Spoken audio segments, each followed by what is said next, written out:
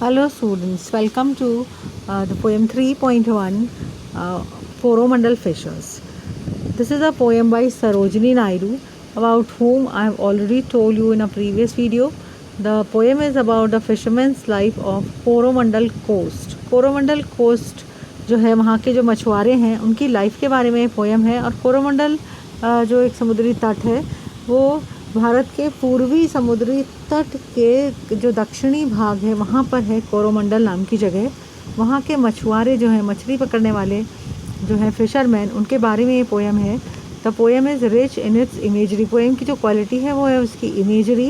Imagery का मतलब होता है वर्ड पिक्चर। जब जैसे ही आप वर्ड्स देखते हैं आप पूरी पिक्चर उस वर्ड की आपके माइंड के सामने उभर जाती है। So the imagery of landscape and the seascape are particularly striking in their effect. So first I am going to read out the whole poem to you. Coromandel Fishers. Rise, brothers, rise. The awakening skies pray to the morning light. The wind lies asleep in the arms of the dawn like a child that has cried all night. Come, let us gather our nets from the shore and set our catamarans free, to capture the leaping wealth of the tide, for we are the kings of the sea. No longer delay, let us hasten away in the track of the seagull's call. The sea is our mother, the cloud is our brother, the waves are our comrades all. What though we toss at the fall of the sun, where the hand of the sea god rides? He who holds the storm by the hair will hide in his breast our lives. Sweet is the shade of the coconut glade and the scent of the mango grove, and sweet are the sands at the full of the moon with the sounds of the voices we love. But sweeter, O brothers, the kiss of the spray and the dance of the wild foam's glee. Row, brothers, row to the edge of the verge where the low sky mates with the sea. अब हम इसका word by word and line by line analysis देखेंगे। Rise brothers rise, ये जो fisherman है एक दूसरे को बोल रहे हैं राइज ब्रदर्स राइज, एक दूसरे को भाई बोल रहे हैं brothers. Rise brothers rise, the wakening skies pray to the morning light. The wakening skies, इसका मतलब होता है कि मॉर्निंग हो रही है and the wakening skies are praying to the morning light. It is morning time और उस समय सूरज उग रहा है और आसमान में पूरा उजाला फैला हुआ है। The wind lies asleep in the arms of the dawn, और जो हवा है that is cried all night, हवा जो है वो अभी मॉर्निंग के यहाँ से, डाउन का मतलब होता है अर्ली मॉर्निंग टाइम, जो सुबह की बाहों में इस तरह से सोई हुई है जिस तरह से एक बच्चा सोता है अपनी माँ की बाहों में, गोद में। That is cried all night, ऐसा बच्चा जो कि रात भर रोया है वो सुबह सुबह अपनी माँ के से गोद में सो गया है। Come let us gather our nets from the shore. Come, वो फिशरमैन एक दूसरे को बोल रहे हैं कम brother come, let us gather our nets, आओ हम अपना जाल इकट्ठा करें फ्रॉम द शोर, जो सी शोर है समुद्र तट है वहाँ से अपना जाल उठाएं। एंड सेट अवर कैटामरन्स फ्री, ये जो वर्ड है आप देखेंगे कैटामरन्स, कैटामरन्स का मतलब होता है सेलिंग बोट, जो कि फिशरमैन यूज़ करते हैं बोट्स का समुद्र पे जाकर मछलियाँ पकड़ने के लिए, तो वो बांध के रखते हैं। तो एक दूसरे को बोल रहे हैं कि अभी हम चलो उसको फ्री करते हैं। To capture the leaping wealth of the tide, leaping wealth of the tide का मतलब होता है fish.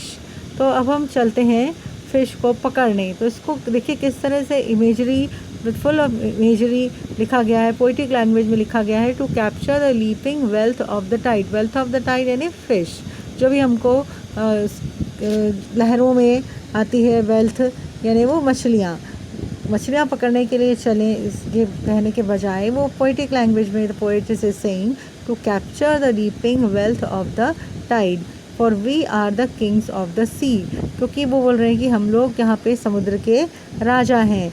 We will definitely get a big catch of the fish today. ये हो गया first stanza. Now will move on to the second stanza. No longer delay, अभी देर मत करो क्योंकि it is already morning time. Let us hasten away in the track of the sea girls call. Sea girl यानी समुद्री पक्षी। ये एक ऐसा पक्षी होता है जो समुद्र में ही उड़ता है और उसका एक कॉल रहता है, वो एक दिशा की तरफ समुद्र में ही उड़ता रहता है, कभी कभी समुद्र के किनारे भी आता है। तो let us hasten away in the track of the seagulls call. जिस तरह ये सीगल आवाज़ करता करता उड़ गया है, उसी ट्रैक में चलो हम जल्दी जल्दी चलें। हेसन यानी जल्दी जल्दी जाना। The sea is our mother. जो समुद्र है वो हमारी माँ है। The cloud is our brother. Cloud बादल है वो हमारा भाई है। The waves are our comrades all. ये जो लहरें हैं वो हमारे सब मित्र हैं, हमारे फ्रेंड्स हैं। What though we toss at the fall of the sun where the hand of the sea god drives.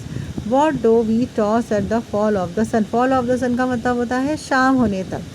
शाम होने तक हम कहीं ना कहीं पहुँचेंगे। Where the hand of the sea god drive. जो समुद्र का देवता है हमको जिस भी दिशा में लेके जाएगा हम उस वहाँ पर पहुँच जाएंगे शाम होने तक।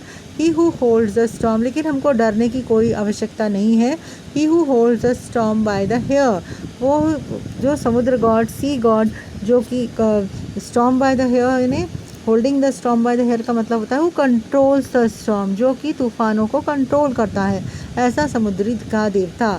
She will hide in his breast our lives. तो वो he will save our lives also. तो जो सी गॉड है हमारी भी लाइफ को की रक्षा करेंगे। यानी हम समुद्र में कहीं भी चले जाएंगे तो अगर तूफ़ान भी आएंगे वहाँ पर, तो वो सी गॉड जो कि तूफ़ान को कंट्रोल कर सकता है, that sea god will save our lives. Now we'll come to the third stanza, which is full of imagery. Sweet is the shade of the coconut glade. अब glade का मतलब होता है open space in the forest. forest में एक खुली जगह। तो बता रही हैं ये पोइटेस कि sweet is the shade of the coconut glade. यहाँ जहाँ पर कोकोनट यानी नारियल के जो पेड़ हैं उसमें वहाँ पे लगे हुए हैं और उसके बीच में जो ओपन स्पेस है उसका जो शेड है उसके द्वारा जो छाँव होती है वो बहुत ही सुंदर है। ये मछुआरे एक दूसरे को बोल रहे हैं कि जहाँ पर हम रहते हैं समुद्र के किनारे या जहाँ पर हमारे घर हैं, जहाँ पर कोकोनट के ट्रीज़ हैं, उसके द्वारा प्रदान किया गया शेड है वो बहुत ही सुंदर है। And the scent of the mango grove. जो आम के जो पेड़ हैं उनका जो समूह है, ग्रोव का मतलब होता है ग्रुप ऑफ ट्रीज़। उनका जो बहुत सारे आम के पेड़ लगे हुए हैं और उनका समूह है, वहाँ उसमें से जो खुशबू आ रही है वो बहुत सुंदर है। और ये जो चीज़ें हैं यानी कोकोनट ग्लेड और scent of the mango grove, तो इसमें पूरी कैपेसिटी है कि हमको वो रोक कर रखे। लेकिन after all we are fisherman and our right place is the sea and sweet are the sands at the full of the moon. जब फुल मून होता है रात के वक्त में, पूर्णिमा का चाँद, तब जो सैंड्स हैं यानी वहाँ की रेत है, वहाँ की बालू है, वो बहुत ही सुंदर लगती है। With the sound of the voices villa. और वहाँ पर ऐसे भी साउंड सुनाई देते हैं हमको, ऐसे साउंड जिनसे हमको बहुत प्यार है। वो किनारे के जो वॉइसेस हैं, लहरों की आवाज़ें हों या हमारे की जो परिचित हैं उनकी आवाज़, ये सारी चीज़ें जो हैं हमको बहुत बहुत बहुत पसंद हैं। They have the full power to hold us back. But sweeter o brothers the kiss of the spray. लेकिन ये सारी चीज़ें coconut glade, mango grove, sound, sand, moon, ये सारी चीज़ों से भी ज़्यादा स्वीट क्या है? The kiss of the spray. Spray यानी ये जो वो जब समुद्र में जाते हैं और वो पानी वहाँ का उनके ऊपर उड़ता है, that spray when kisses us is far much sweeter. And the dance of the wild foams glee. जब ये फोम होता है, समुद्र की लहरें जब उड़ती हैं, इधर उधर दौड़ती हैं, तब उसमें से जो फोम निकलता है, झाग निकलता है, वो जब डांस करता हुआ प्रतीत होता है, वो बहुत सुंदर है। जब पानी हमारे ऊपर स्प्रे करता है, जो हम लहरों में झाग देखते हैं, उनका डांस देखते हैं, that those things are far far sweeter. So row brothers row to the edge of the world. तो चलो भाइयों चलो, अपनी बोट्स को चलाओ। राव का मतलब होता है चलाओ, ROW राव। बोट्स को सेल करो to the edge of the world. कहाँ? पूरे समुद्र के बिल्कुल एंड के छोर तक, वर्जन है आखिरी छोर, वहाँ तक चलो। Where the low sky meets with the C.